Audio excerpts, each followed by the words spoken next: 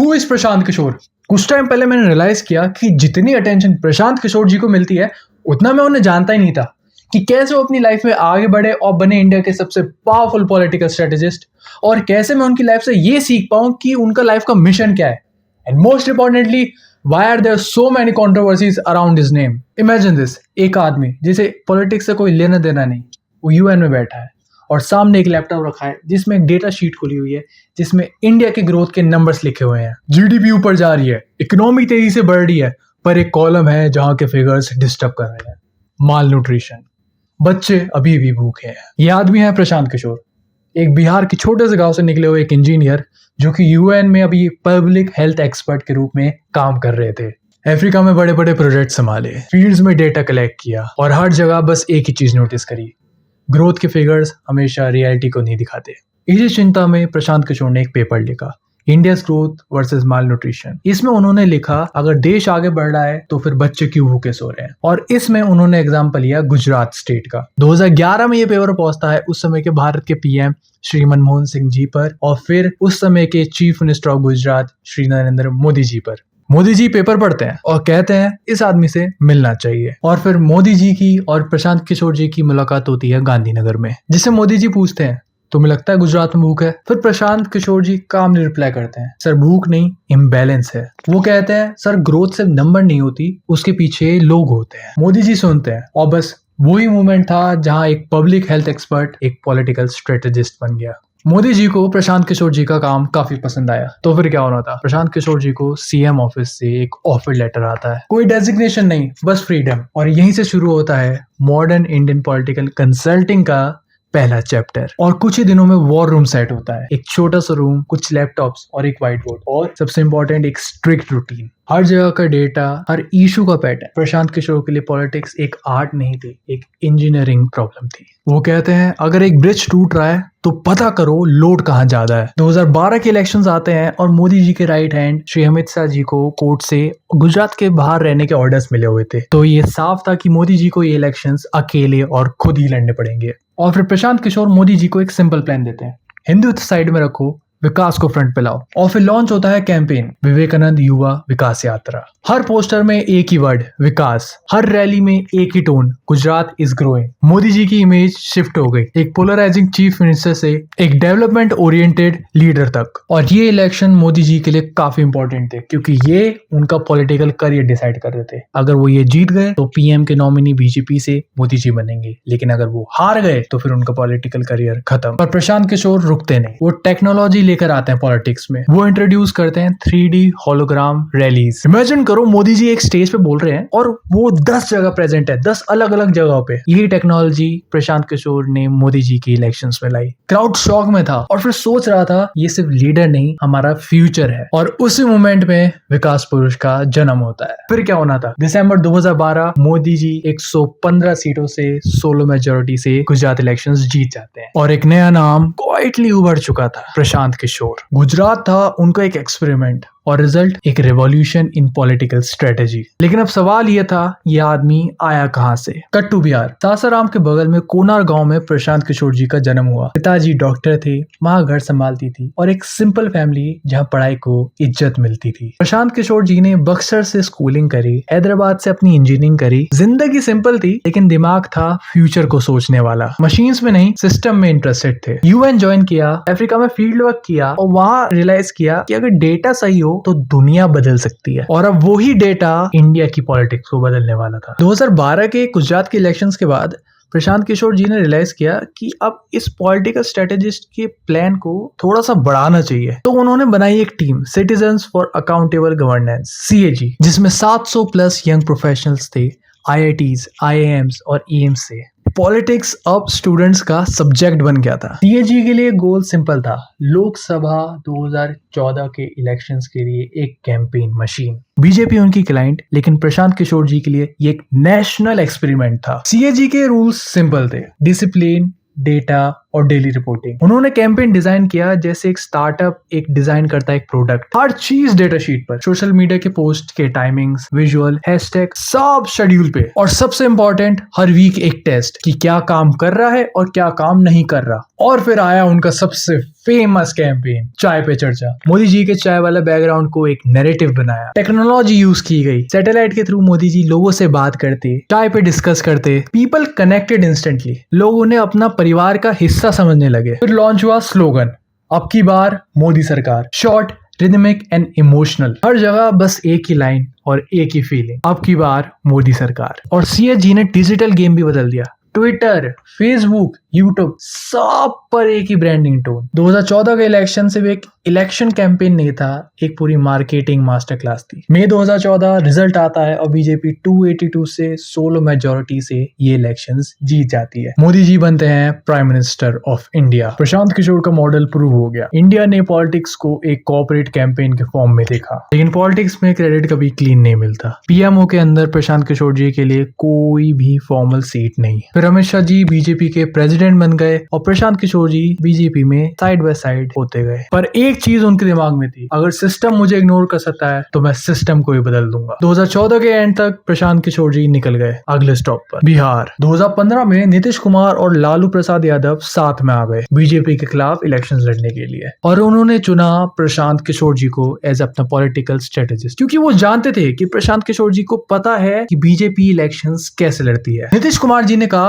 मोदी जी के स्ट्रेटेजिस्ट अब हमारे साथ, लेकिन प्रशांत किशोर जी के लिए सिर्फ एक पॉलिटिकल कैंपेन नहीं था, ये एक बदला था। सीएजी इवॉल्व हुआ और बना IUPAC, Indian political action committee, एक परमानेंट ऑर्गेनाइजेशन जो इलेक्शंस मैनेज करे अक्रॉस द नेशन। इस बार बजट थोड़ा छोटा था, लेकिन आइडियाज बड़े थे। फिर प्रशांत किशोर जी ने एक नया कैंपेन लॉन्च किया, पर्चा पे चर्चा। बिहार में 5000 साइकिल्स बांटी गई। पार्टी का हर वॉलंटियर लोगों को एक चिट्ठी देता जिसमें नीतीश कुमार जी के काम लिखे हुए थे और नीचे एक छोटा सा नंबर लिखा हुआ था, जिसमें मिस कॉल देने पे वोटर्स को नीतीश कुमार जी के पर्सनल वॉइस मेल्स मिलते। और फिर ये डायरेक्ट कनेक्शन गेम चेंजर बन गया। और फिर मोदी जी ने अपने कैंपेन में एक लाइन बोली, नीतीश कुमार के डीएनए में ही प्रॉब्लम है। फिर क्या होना था, प्रशांत किशोर ने इसे एक मूवमेंट बना दिया, बिहार डीएनए को इंसल्ट मत करो। लोगों ने इससे इमोशनल होके अपने नाखून, अपने बाल को सैंपल्स के रूप में भेजना शुरू कर दिया। अब बिहार इलेक्शन बिहार के लोगों के लिए एक इमोशन बन गया था, और आपको तो पता ही है लोग, बिहार के लोग कितने इमोशनल होते हैं अपनी जमीन को लेके, अपने धर्म को लेके, अपने काम को लेके। क्या होना था, रिजल्ट्स, महागठबंधन 178 सीट से जीत गया और बीजेपी की सिर्फ 53 सीट्स आई। प्रशांत किशोर जी ने मोदी जी को उनके लाइन से ही काउंटर कर दिया। ये प्रशांत किशोर जी का हैट्रिक था। गुजरात, दिल्ली, बिहार, हर जगह डेटा और इमोशन का बैलेंस। नीतीश कुमार जी ने उन्हें एक अवार्ड दिया, एडवाइजर विद कैबिनेट रैंक, लेकिन ब्यूरोक्रेसी को और पार्टी के पुराने नेताओं को एक बाहर का इंसान पसंद नहीं आया। टेंशन बढ़ गई और फिर प्रशांत किशोर का रोल कमजोर होने लगा। तब तक उनके पास एक ऑफर आ चुका था अफ्रीका से, डायरेक्ट दूसरे कॉन्टिनेंट से। तंजानिया की रूलिंग पार्टी ने उन्हें अपने पॉलिटिकल स्ट्रेटेजिस्ट के रूप में बुलाया। प्रशांत किशोर जी ने अपनी एक आईपैक की टीम वहां पे भेजी और रिजल्ट, तंजानिया की रूलिंग पार्टी फिर से जीत गई। अब प्रशांत किशोर जी के नाम और उनके ऑर्गेनाइजेशन का नाम सिर्फ इंडिया में नहीं, इंटरनेशनल लेवल पे स्टैब्लिश हो गया था। 2016 की बात है, पंजाब के कैप्टन अमरिंदर सिंह जो कांग्रेस को रिप्रेजेंट कर रहे थे, वो इलेक्शंस हर बार हार रहे थे, मानो जैसे कांग्रेस खत्म होने वाली थी। लेकिन फिर एंट्री होती है प्रशांत किशोर की। वो कहते हैं कैप्टन अमरिंदर सिंह को एक ब्रांड बनाते हैं, पंजाब द कैप्टन। लॉन्च हुआ कॉफी विद कैप्टन, और एक ऐसा कैंपेन जिसमें लोकल वॉलंटियर्स लोगों की परेशानियों को कलेक्ट करते थे। कैप्टन को प्रशांत किशोर का नया स्टाइल थोड़ा अजीब लगा, बट इट वर्कड। 2017 के पंजाब इलेक्शंस में कांग्रेस जीत गई 117 सीट्स में से 77 सीट्स पे, दैट इज 77 सीट्स। कैप्टन खुद कहते हैं Prashant Kishor team was critical to our victory. फिर कांग्रेस पार्टी के लीडर राहुल गांधी प्रशांत किशोर से इंप्रेस हुए और फिर उन्होंने प्रशांत किशोर जी को बुलाया उत्तर प्रदेश के 2017 के इलेक्शंस के लिए। उत्तर प्रदेश के 2017 के इलेक्शंस में प्रशांत किशोर ने कांग्रेस को एक आइडिया दिया, 27 साल यूपी बिहार, और राहुल गांधी को ग्राउंड कनेक्ट कराया पद यात्रा से, टेंपल विजिट्स, फार्मर इंटरेक्शंस। लेकिन पार्टी के अंदर कुछ कोऑर्डिनेशन बैठ नहीं रहा था। कहीं ना कहीं लोगों में थोड़ी टेंशन थी पार्टी के अंदर कि एक नया आदमी आके हमारा कैंपेन कैसे गवर्न कर रहा है। देन लीक होता है एक ब्राह्मण कॉन्क्लेव और पूरा नैरेटिव बिगड़ गया। अलायंस समाजवादी पार्टी के साथ होता है और पूरा मैसेज कोलैप्स कर जाता है, दैट इज 27 साल यूपी बिहार। और रिजल्ट, कांग्रेस सिर्फ 7 सीट जीत पाती है और बीजेपी मेजॉरिटी के साथ जीत चुकी है यूपी इलेक्शंस में। प्रशांत किशोर ने बाद में कहा you can't fix 27 years of decay in 7 months। Congress के लिए तो प्रशांत किशोर का चार्म खत्म हो गया था, लेकिन स्टोरी अभी बाकी थी। 2018 में प्रशांत किशोर वापस बिहार आते हैं और नीतीश कुमार जी की पार्टी जेडीयू ज्वाइन करते हैं और नीतीश कुमार के साथ उनका बॉन्ड काफी मजबूत हो गया। ये लगाओ अगले महीने में ही वो जेडीयू के वाइस प्रेसिडेंट बन जाते हैं। लोगों को लगा प्रशांत किशोर अब पॉलिटिक्स में खुद किस्मत आजमाने वाले हैं। फिर आया सीए एनआरसी। प्रशांत किशोर उसे ओपनली अपोज करते हैं, लेकिन ताज्जुब की बात ये थी नीतीश कुमार की सरकार उस समय बीजेपी के साथ खड़ी हुई थी। प्रशांत किशोर ट्वीट करते हैं, you can't defend discrimination. Party में बहुत ज्यादा तनाव बढ़ जाता है और फिर प्रशांत किशोर जी को पार्टी से निकाल दिया जाता है। फिर नीतीश जी कहते हैं कि प्रशांत किशोर जी को वाइस प्रेसिडेंट रखने के लिए स्वयं अमित शाह जी ने कहा था। प्रशांत किशोर ट्वीट में जवाब देते हैं, good luck retaining out chair. उसके बाद प्रशांत किशोर आंध्र प्रदेश के जगन रेड्डी के साथ काम करते हैं और उसमें उनको अपने कैंपेन के लिए सबसे ज्यादा टाइम मिलता है। गैस करो कितना? 700 दिन। 700 दिन एक इलेक्शन कैंपेन के लिए। ये अभी तक का सबसे लंबा समय था आईपैक के लिए कोई पॉलिटिकल प्लानिंग करने का। हर स्कीम, हर प्रॉमिस ट्रैक होता है और बाय बाय बाबू स्लोगन वायरल हो जाता है। जगन क्लीन स्वाइप करते हैं और 151 सीट्स आउट ऑफ 175 सीट्स पर जीत हासिल कर लेते हैं। लेकिन प्रशांत किशोर जी का फॉर्मूला साउथ में भी वर्क करता और ये वो पूरे देश में प्रूव कर देते हैं। 2019 के दिल्ली इलेक्शंस में आम आदमी पार्टी बुलाती है प्रशांत किशोर जी को और अरविंद केजरीवाल और पूरी पार्टी को स्ट्रिक्ट वार्निंग दे दी जाती है कि मोदी जी के खिलाफ मत बोलो, बोलो तो अपने काम पे। कैंपेन डिजाइन में होता है, अच्छे बीते 5 साल लगे रहो केजरीवाल। हर डिबेट में सेम लाइन, स्कूल्स, इलेक्ट्रिसिटी, मोहल्ला क्लिनिक। और प्रशांत किशोर जी ने स्ट्रिक्ट रूल बना दिया कि मोदी जी के खिलाफ कुछ नहीं बोलना है। जब ही एक member of parliament Arvind Kejriwal को टेररिस्ट बोल देता है, प्रशांत किशोर जी कहते हैं, don't react, stay calm. Result, आम आदमी पार्टी दिल्ली में 70 सीट्स में से 62 सीट्स पे जीत जाती है। प्रशांत किशोर जी का मॉडल अब दिल्ली में भी काम करता है। यार जितना मैं इस पॉलिटिकल चीजों के बारे में रिसर्च करता हूँ, जितना मैं लोगों को पढ़ता हूँ, मेरे को ये समझ आ रहा है कि ये पॉलिटिकल कैंपेन जो है, पॉलिटिक्स जो लड़ी जाती है किसी भी देश में, किसी भी पार्टी के द्वारा, ये आप कितना काम करते हो उससे ज्यादा ये इस पर डिपेंड करता है कि आपका जो पॉलिटिकल स्ट्रेटेजिस्ट है वो आपको कैसे फ्रेम कर रहा है लोगों के सामने, आप अपनी कैंपेनिंग कैसे कर रहे हो। जब भी तो देखो कि हर पार्टी पॉलिटिकल स्ट्रेटेजिस्ट को रखने से पहले बहुत रिसर्च करती है उस पर कि क्या है बंदा, कैसा है, और वो बंदा या तो उस पार्टी को जितवा भी सकता है या फिर हरवा भी सकता है। लोग कहते हैं कि politics is a dirty thing, now you know why. West Bengal 2021, Mamata Banerjee face कर रही है बीजेपी की फुल फोर्स। फिर ममता बनर्जी बुलाती है प्रशांत किशोर जी को। फिर प्रशांत किशोर और आईपैक एक पिच देते हैं, बंगला नीजेर माई के चाय। सॉरी अगर मैं इसे गलत बोल रहा हूँ, but this was the line. Bengali pride को पूरे इलेक्शंस का सेंटर बना दिया गया और ममता बनर्जी को एक एज अ फाइटर और एज अ माँ डेपिक करा गया पूरे स्टेट के सामने। बीजेपी कहती है कि प्रशांत किशोर कह रहे हैं कि मोदी जी पॉपुलर है, कि पूरी कैंपेन मोदी जी के नाम पे लड़ी जा रही है। तो प्रशांत किशोर जी ने उसका जवाब दिया कि अगर बीजेपी इस स्टेट के इलेक्शंस इस बार 100 भी पार कर जाती इनकी सीट, तो मैं अपनी पूरी जितनी भी ऑर्गेनाइजेशन है ये बंद कर दूंगा और आगे से कभी किसी के साथ नहीं लड़ूंगा। रिजल्ट, टीएमसी 2013 सीट जीत जाती है और बीजेपी सिर्फ 77 सीट्स। और फिर प्रशांत किशोर ने अपनी पॉलिटिकल कंसिस्टेंसी ऑफिशियली क्विट कर दी।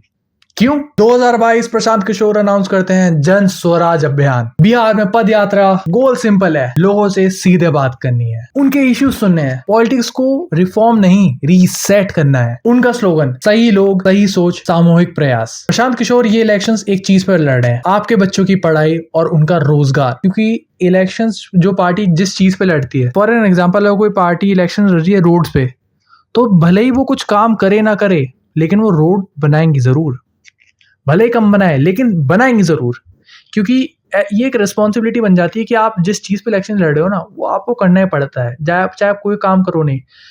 अगर उन्हें रोड बनानी, भले ही इलेक्ट्रिसिटी ना दे, बट उनको रोड बनानी पड़ेगी। फंडिंग पे सवाल उठते हैं, लेकिन प्रशांत किशोर कहते हैं लोग सपोर्ट कर रहे हैं, हम खड़े हैं। 2024 में जन स्वराज पार्टी लॉन्च होती है। Symbol school bag, Prashant Kishor की पर्सनैलिटी पे पूरा सूट करता हुआ। प्रशांत किशोर कहते हैं एजुकेशन से ये बिहार बदलेगा। उनने प्रॉमिस किया है कि अगर हम अकेले मेजॉरिटी नहीं लाए तो हम किसी के साथ भी सरकार नहीं बनाएंगे। बाई इलेक्शंस में प्रशांत किशोर की पार्टी जन स्वराज खड़ी होती है, लेकिन हार जाती है। तो प्रशांत किशोर कहते हैं ये तो बस एक टेस्ट था, असली एग्जाम 2025 में है। आज प्रशांत किशोर एक पॉलिटिशियन नहीं, एक एक्सपेरिमेंटर है। उन्होंने डेटा से इमोशन तक का सफर तय किया है। उन्होंने मोदी जी को जिताया है, उनके खिलाफ इलेक्शन जितवाए हैं, सिस्टम के अंदर रहे हैं और बाहर निकल कर उसको चैलेंज किया है। शायद उनका सवाल अभी वही है, क्या एक आदमी एक सिस्टम को बदल सकता है? शायद नहीं, लेकिन वो कोशिश कर रहे हैं। और कहानी वहीं से खत्म होती है जहां से शुरू हुई थी, एक आदमी, एक आइडिया और एक क्वेश्चन।